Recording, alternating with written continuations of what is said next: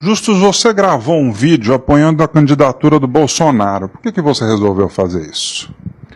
Olha, acho que eu não gosto de generalizar, mas 90% dos empresários do Brasil, ou das pessoas de bom senso, cansaram, né, do que estava acontecendo com o país.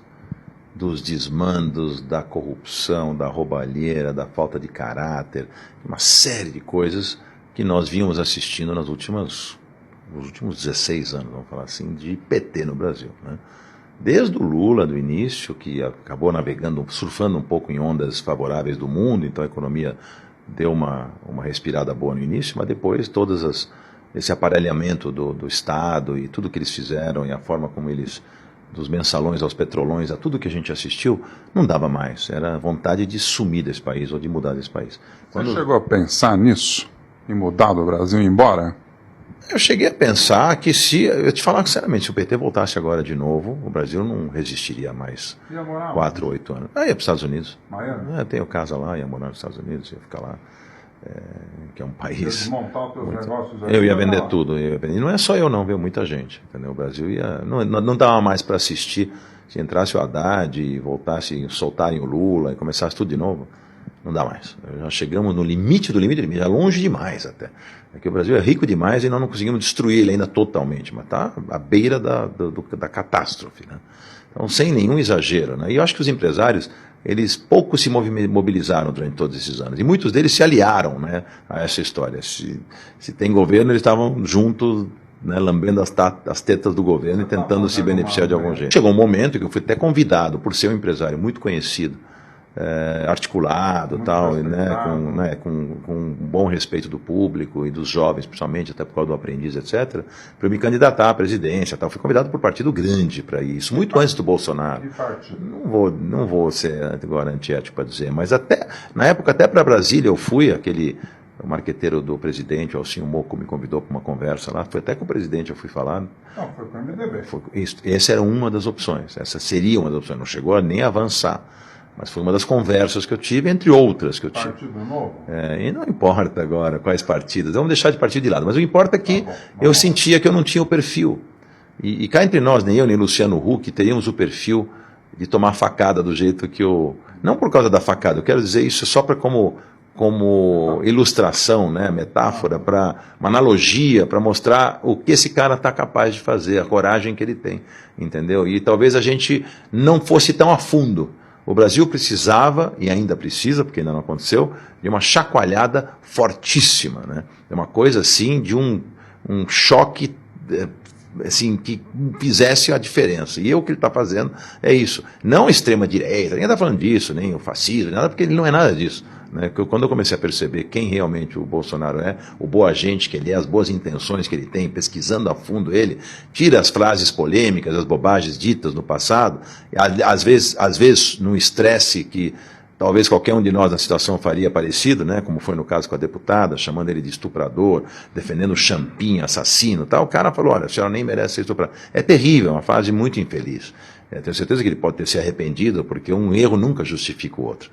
Mas ele é uma pessoa que, só de olhar a equipe econômica, o Paulo Guedes, com quem eu tive pessoalmente, tudo que ele está fazendo, é de uma alegria, de um alívio para todos nós do que vai acontecer com esse país. Você vê os investimentos voltando, a confiança voltando, o Brasil começa a respirar ares totalmente diferentes, né? A diminuição do Estado que eles querem proporcionar, as privatizações, né? As reformas da Previdência, a reforma tributária, a reforma política, enfim, toda a forma diferente, a força que eles querem com tolerância zero com a criminalidade, a redução da maioridade penal. E eu vi que você vai me perguntar se eu sempre fui... Tá olhando as minhas perguntas? Na sua pergunta. Eu já vou responder. Eu não era Bolsonaro. Eu pensei em votar no Geraldo Alckmin.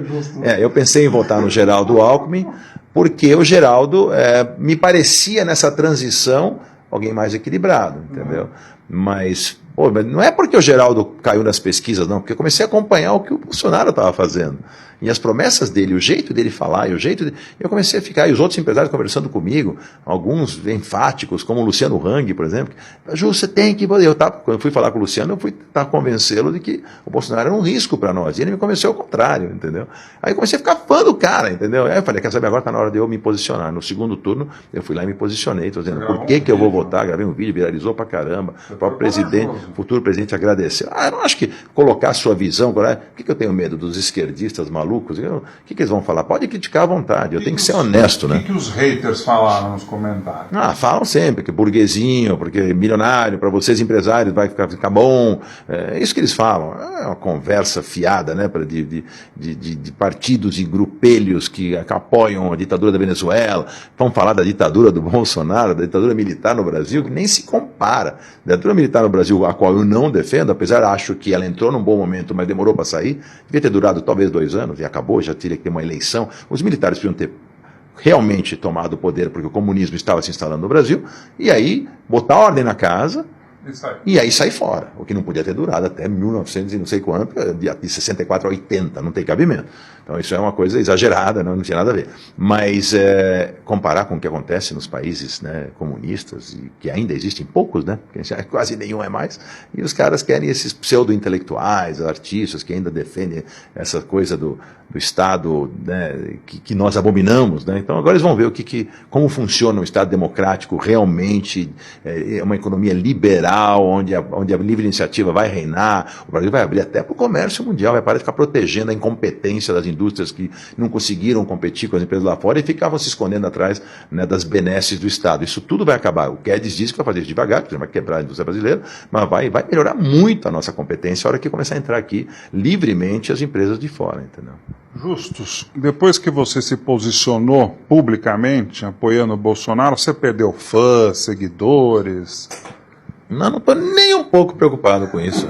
Eu estou muito mais preocupado em ter sido decente, honesto com meus princípios e com o meu país, dizendo o que eu sinto, o que eu penso, do que se eu vou ter mais ou menos seguidor. Isso não muda nada na minha vida. O que você achou do movimento Ele Não, feito por diversos artistas, cantores e apresentadores? É ridículo. Achei simplesmente ridículo. Eu primeiro respeito a opinião de todo mundo. Acho que tem direito, mas as pessoas estavam mal informadas, as pessoas estavam contaminadas.